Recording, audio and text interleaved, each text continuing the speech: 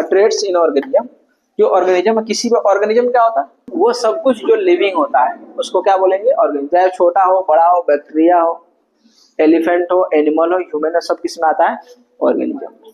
तो कह रहा है क्या, traits in organism result from the action of proteins. किसका एक्शन होता है उसमें, प्रोटीन्स का। और ये जो जीन जो होता है ना, वो प्रोटीन से ही बना होता है। जीन मैंने बताया था कहाँ पे आता है, जीन, जीन कहाँ होता है, डीएनए में। जीन किस में होता है, डीएनए में। वो किससे बना होता है, प्रोटीन से बना होता है। कह रहा है each protein is made by information from the genes. एक एक प्रोटीन से जो है ना इंफॉर्मेशन बना होता है। क्या उसमें होता है, इंफॉर्मेशन। मैंने बताया था कि टॉल होने की इंफॉर्मेशन उस जीन में होती है। अगर उसको निकाल ले और वहां पे शॉर्ट वाले जीन्स को डाल दे तो फिर क्या हो जाएगा, वो प्लांट छोटा हो जाएगा। ठीक है, कलर वाले जीन्स को भी हम चेंज कर सकते हैं। तो information from the gene for that proteins, उस प्रोटीन से बना होता है।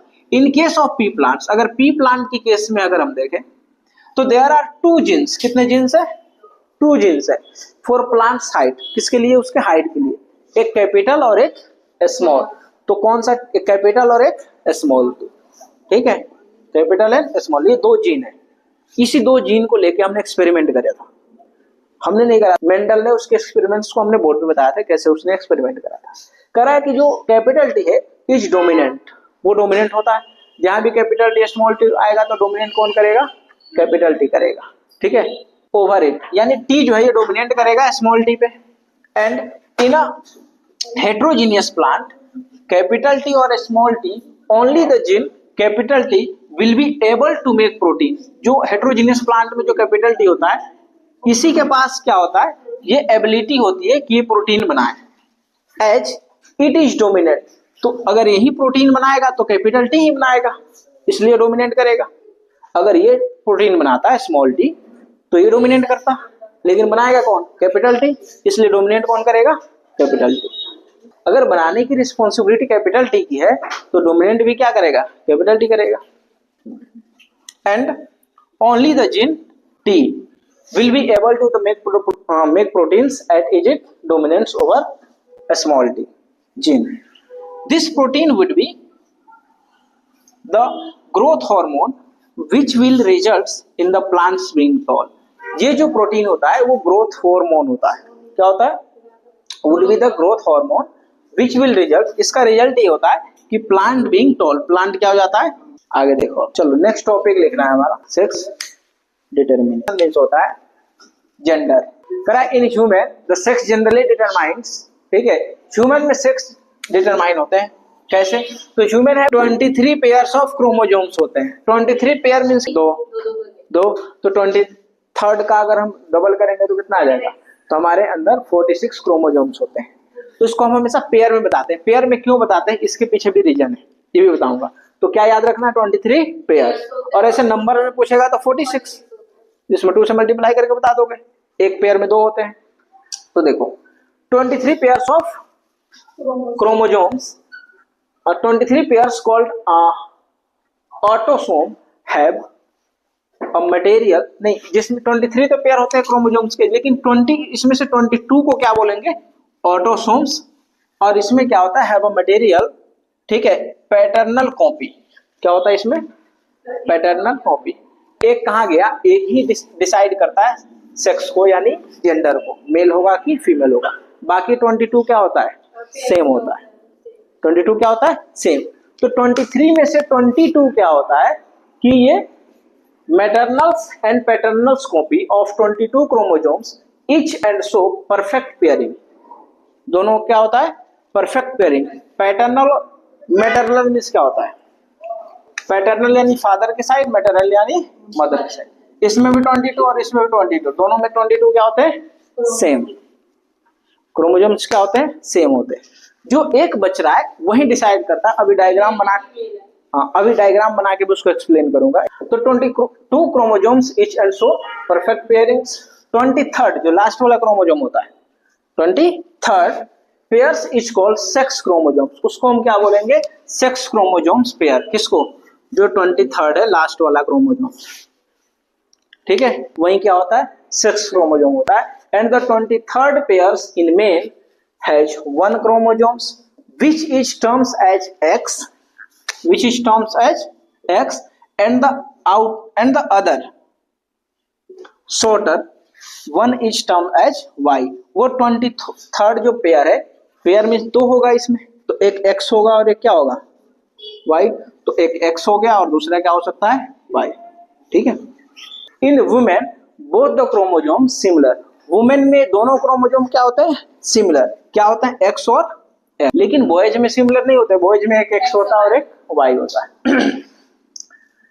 The gametes in the males are of two types having X और Y। मेन में क्या होता है X और Y होगा और वुमेन में क्या होगा दोनों सेम होगा X और X क्रोमोसोम होगा।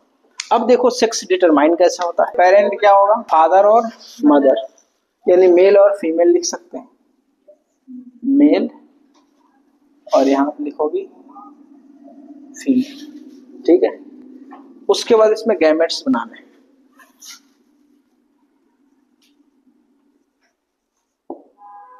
गैमेट्स। ठीक है। यहाँ पे टीएस करना। मेल में क्या होगा X और Y और फीमेल में क्या होगा X और X।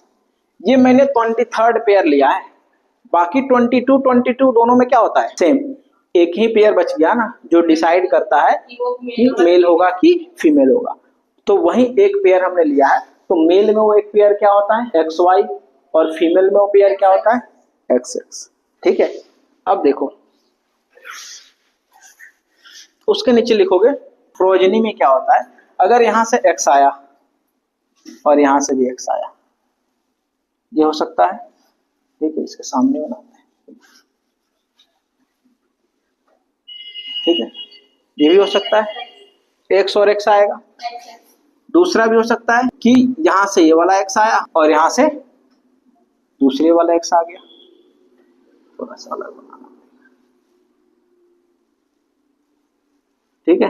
अब ये X और X है तो यहाँ पे क्या लिखेंगे X है, ये भी X और X होगा दो XX हो गया।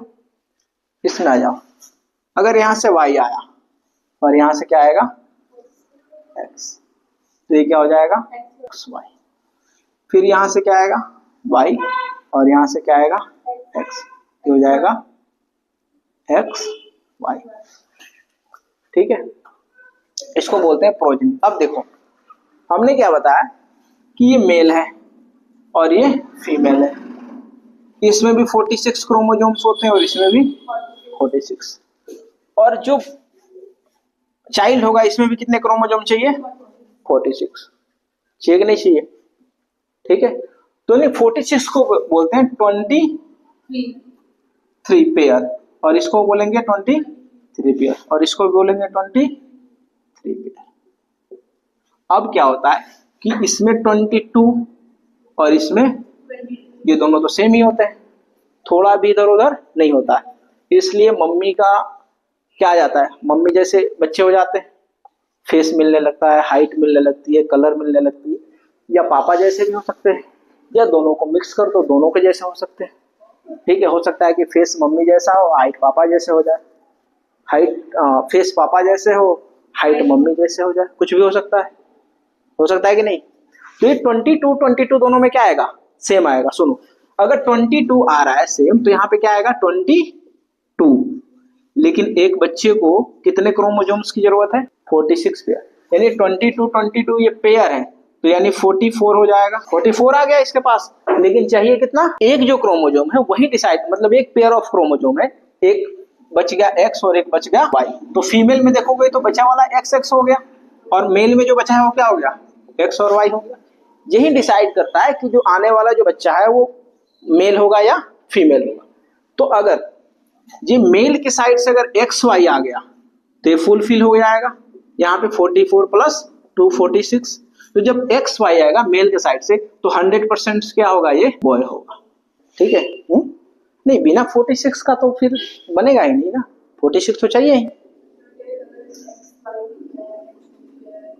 नहीं, 46 तो आना ही है, या तो यहां से आए नहीं तो यहां से।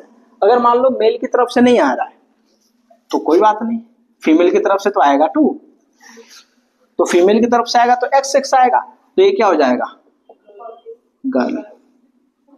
ठीक है, तो एक क्रोमोजोम डिसाइड करता है जेंडर को कि ये बॉय होगा या गर्ल होगा।